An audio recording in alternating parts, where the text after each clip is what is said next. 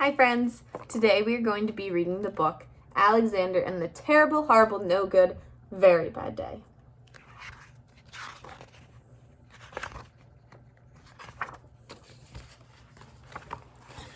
I went to sleep with gum in my mouth. Now there's gum in my hair.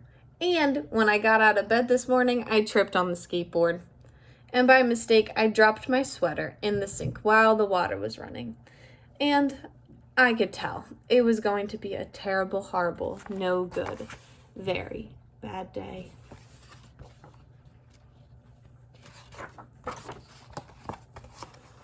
At breakfast, Anthony found a Corvette Stingray car kit in his breakfast cereal box. And Nick found a junior undercover agent code ring in his breakfast cereal box. But in my breakfast cereal box, all I found was breakfast cereal. I think I'll just move to Australia.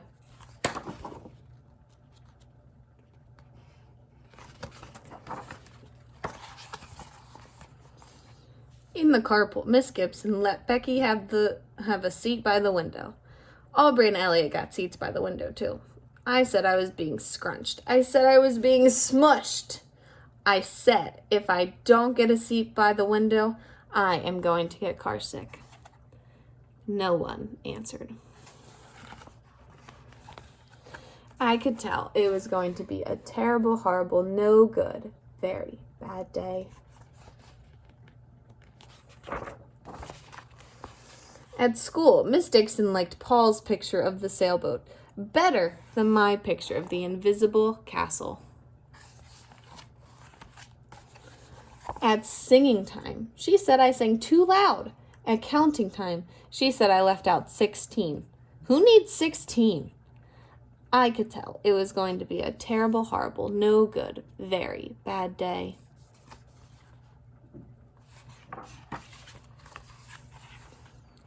I could tell because Paul said I wasn't his best friend anymore. He said Philip Parker was his best friend and Albert Mayo was his second best friend. And that I was only his third best friend. I hope you sit on a tack, I said to Parker. I hope next time you get a double-decker strawberry ice cream cone, the ice cream part falls off the cone part and lands in Australia.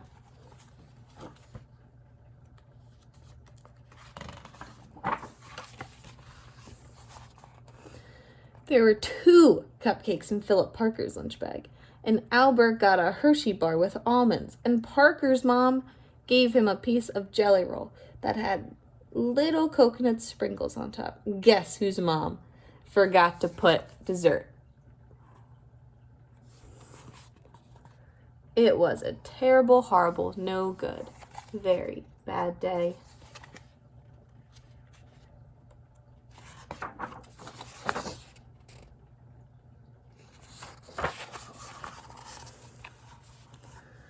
That's what it was, because after school, my mom took us all to the dentist, and Dr. Fields found a cavity just in me.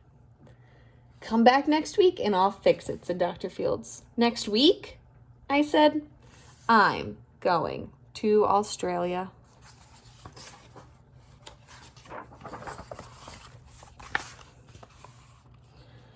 On the way downstairs, the elevator door closed on my foot while we were waiting for my mom to go get the car.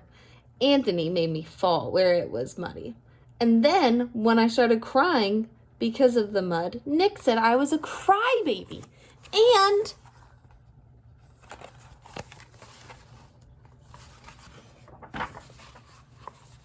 while I was punching Nick for saying I was a crybaby, my mom came back with the car and scolded me for being muddy and fighting.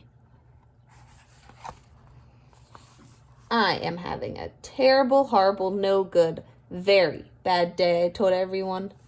No one even answered.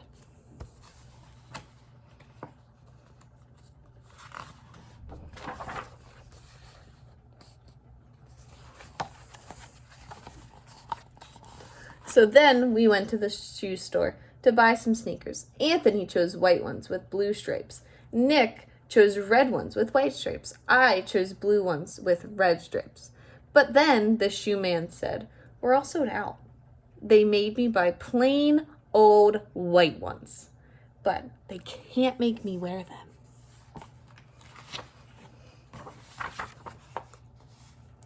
When we picked my dad up at his office, he said I couldn't play with his copy machine, but I forgot.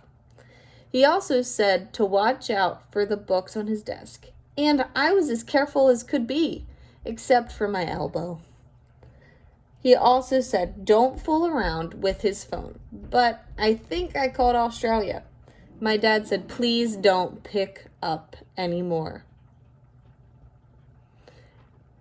It was a terrible, horrible, no good, very bad day.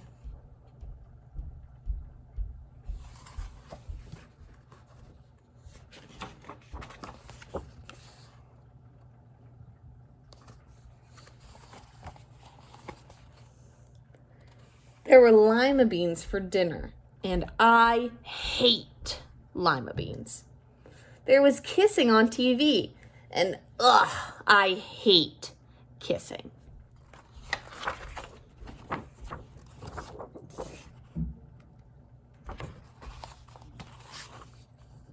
My bath was too hot. I got soap in my eyes. My marble went down the drain, and I had to wear my railroad pajamas. I hate my railroad pajamas.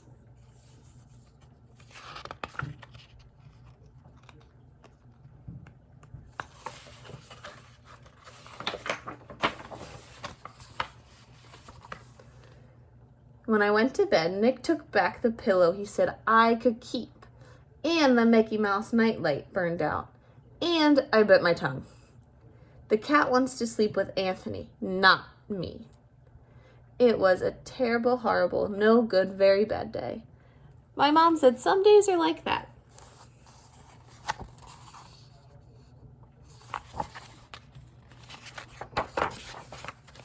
Even in Australia. Bye, friends. Thanks for listening.